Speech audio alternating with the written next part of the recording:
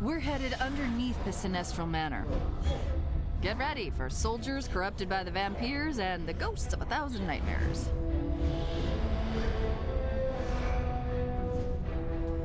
Our first targets, the Duchess and the Duke, are on the ground floor.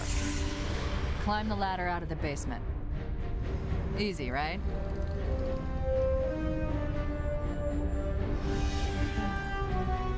Then it gets harder. There's a secret temple in the basement. That's where they keep the device that's been driving everyone insane.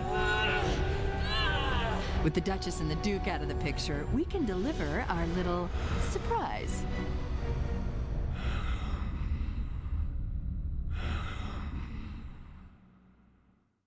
What's up, everybody?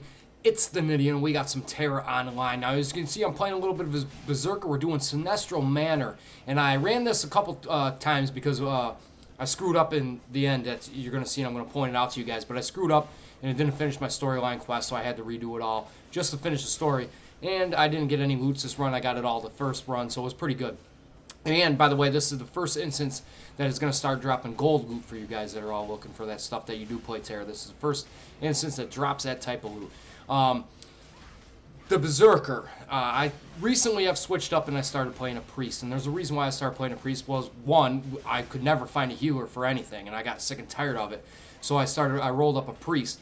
Now that I've rolled up a priest, we can't find any tanks in the game. They're all MIA, or they're way higher level than everybody else, or they're just not around. So it's one of those things. And then I thought about whipping a Berserker, or not a Berserker, but a Lancer. But if I did that, then all of a sudden we wouldn't be able to find any healers again, so on and so forth. So right now I'm bouncing back and forth between my Berserker and my Priest. And I'm really, really digging the Priest. You're going to see a lot more gameplay from the Priest when I start live streaming a lot more. And we go from the dungeons from here on out, because I like the style of the Priest. I've liked healing. I healed for years in World of Warcraft till I quit that game. And this style of gameplay, as you can see with the action-based combat, is a ton of fun no matter what class you play. It keeps you interactive. It keeps you going, and I can't say enough about it. This is one of the funnest MMOs I've played in a long time. Unless they go and screw something completely up, I can see myself sticking with this until this game goes down, if it ever goes down. But I'm having a blast. The game looks good.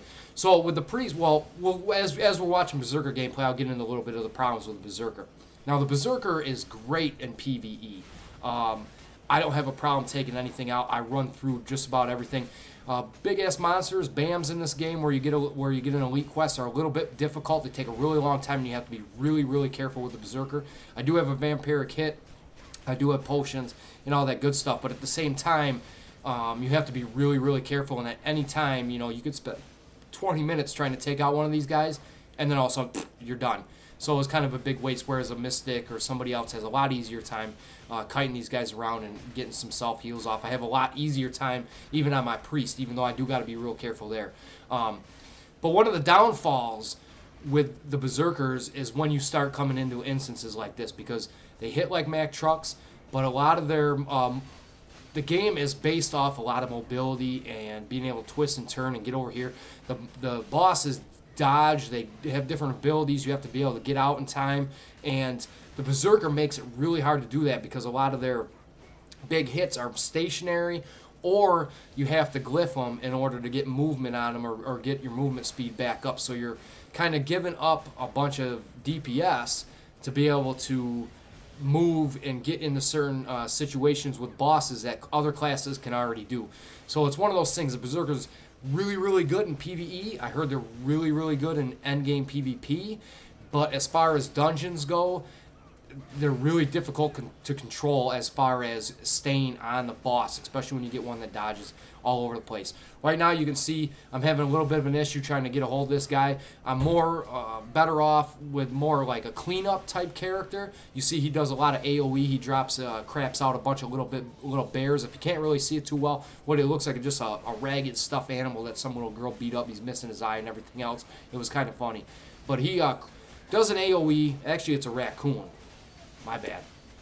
But he does that AoE you see right there with the circle around that. You're going to want to get out that hits pretty damn hard. And then he kind of craps out a bunch of little bears. And I was better off just kind of waiting for the little bears, cleaning them up with my AoE strikes, and going to town because I had a hard time getting onto this guy. Then you see me try to bust out a couple abilities, and I run into the Lancer and kind of miss due to hit collision detection, which is really cool in this game too. And that way I can see this playing out really well in PvP, where you can set up a line of tanks and everything out with the collision detection really being on par.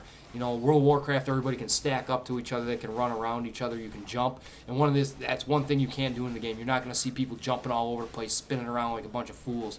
You got to stay on your target. You got to be ready to react. And that's what I really, really like about this game. So we take down this little bear. And what we're going to do, I skipped all the trash mobs just ahead of time, and we're going through just the boss mobs.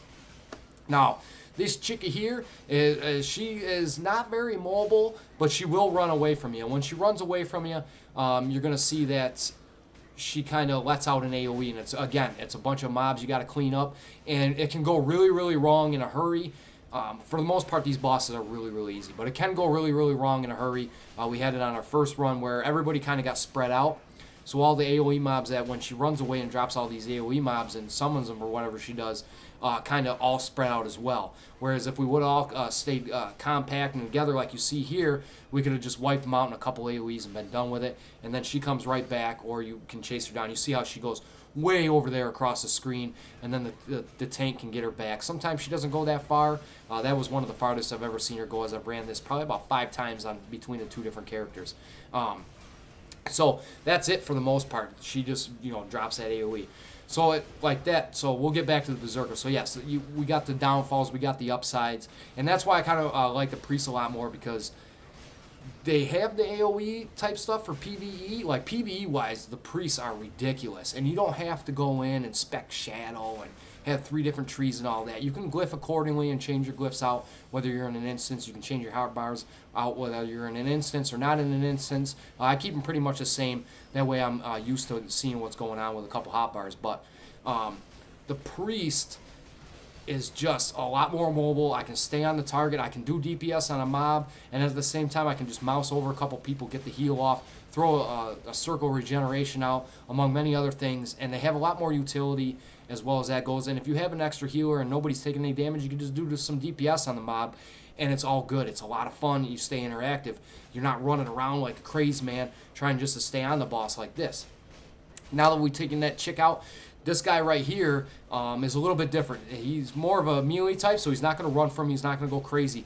But he does this like spin kick, and when he does a spin kick, he I don't want to say it, pretty much I think it curses you, and you're going to have to get ready. The priests or the mystic are going to have to get ready to throw out an AoE dispel and kind of get everybody circled up, because if the plague or whatever curse comes off, it hits probably like 70 to 80% of your HPs, I think. I think I get hit by once or twice here. For the most part, the spells were pretty spot on. But the priest is going to have to be, or the mystic, or whoever can dispel at that point in time, it's going to have to be really spot on, because I think it's only just a couple seconds. Boom, everybody gets hit. That's in that gets that little spin kick. It's unavoidable. You're not going to block it, and all that other good stuff. At least as far as I know, you can see my health. See right there, my health was purple. That means I'm cursed. Nobody dispelled me, and he hit me for about 80% of my HPs, and then they go ahead and heal me up. And with a mystic, dropping all their little baubles all over the place, and you can run around and pick them all up. But this game is absolutely amazing. I can't wait to get to the next instance. I'm right there. I'm actually parked outside of it with my Berserker, and I'm leveling up my priest and trying to get there right now.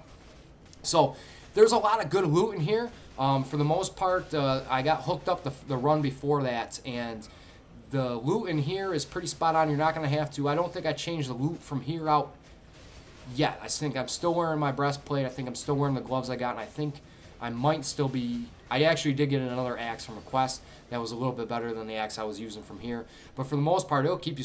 The loot that you do get in the dungeons keeps you spread out for till the next dungeon pretty much. And then once you're getting about level 35 is when you're going to start wanting to look into those golds. The game kind of takes like a pretty big increase in difficulty after level 30. I was kind of surprised as far as that goes, as far as the mob goes, as far as how many big-ass monsters you run into, and all that good stuff. So, like Noob Island, you hear everybody going, oh, this game's too easy, this game's too easy. about level 20, you're like, okay, it's getting a little bit more difficult. And then level 30, that switch gets flipped. And it's a lot more difficult and a lot more interesting, to say the least. But I skipped this real quick. But what I wanted to show you there was when you seen me hitting that statue. And this is why I failed the quest to begin with. I didn't swing with that statue. The tank that ran this before said just to get in this back room that you see us running to right now. So everybody went back there. He went up and destroyed the thing. And he's the only one that got credit for it, unfortunately. So we all had to run it again. I'm pretty much, I think, with the same group that I ran it with before, except the tank switched out. And that's why you see everybody up there smashing the crap out of that thing, because that's the only way you're going to get credit. So if you go in there, make sure you at least get a couple hits on it before you take off and all that other good stuff. One of the reasons we come into this back room, and I'm not exactly sure if you're going to see it during this fight, but you're going to see him run away and come back. And what he does is when he runs away, he summons these little critters that roll around all over the ground.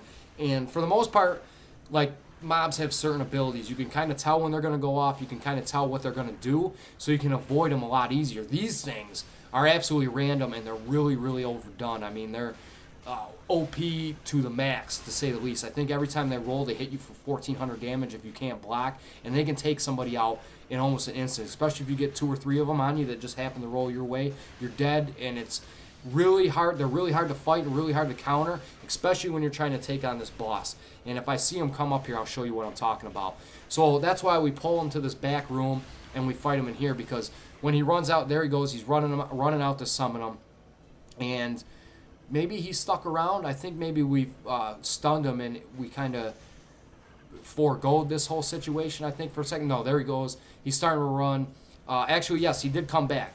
So that was kind of different, but he does run all the way out there, and he'll summon him up. And then when you come into this room, for whatever reason, it takes them a long, long time to either get to the room or they don't come into the room at all, and then you can kind of clear them up afterwards. I think in this one, I'm not exactly sure if we even get them. But if you do get them, stay away from them. Let the range kind of play with them. If you're melee, just run around and just stay away from let the range clean them up, because you're going to be deader than dead in a matter of a millisecond just because you weren't paying attention, you didn't dodge exactly at the right time, or you didn't block exactly at the right time, and bam, they're gone. But this guy's pretty much straightforward. If you're a tank, this guy kind of had them all over the place, and it makes it a little bit more difficult on my end as far as a Berserker goes. A Slayer and a Warrior don't really have too much of an issue, but you're going to want to kind of try to back him up against the wall, because he does have a knockback and something else. And I'm not exactly sure if he does a little AoE plague or if it's just in the front. You see me get cursed, but it got dispelled, or poison, one of the two. All the effects make your health bar purple, so I'm not exactly sure what's going on as far as this point goes. But yeah, you're just going to want to back him up against the wall so he kind of stays stagnant for the DPS, especially if you have a Berserker in your group. Otherwise, you know, I'm all over the place. You can see me having a heck of a time. And as you see here too, I know I played this on my last video. What you see the eyeball pop up over the tank side, that means he has aggro. So if an eyeball pops up over your head, you got aggro. It means you might want to start looking around, at least try to block. If you start to get like a weird crunchy face, that means you're getting pretty much up on the aggro list, and you better get ready for an attack.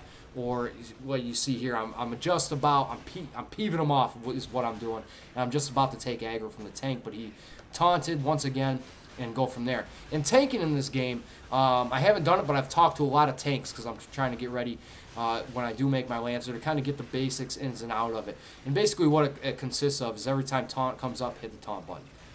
Taunt comes up, hit the taunt button, and just use your abilities as normal. I guess it's a lot of fun. A lot of people are saying that they're having a lot more fun tanking in this game than the other games. But it is what it is. Another thing, as you see, when he's running away like this kind of allows you kind of like to heal up, get your power back up, use your abilities. Maybe the Mystic will set some more bobbles out. It'll let the Priest get his mana back, so on and so forth, without kind of stressing you out too much. Because once these things do come rolling in, if they do come rolling in, it's good night, and it can get real chaotic. I did it with my Priest.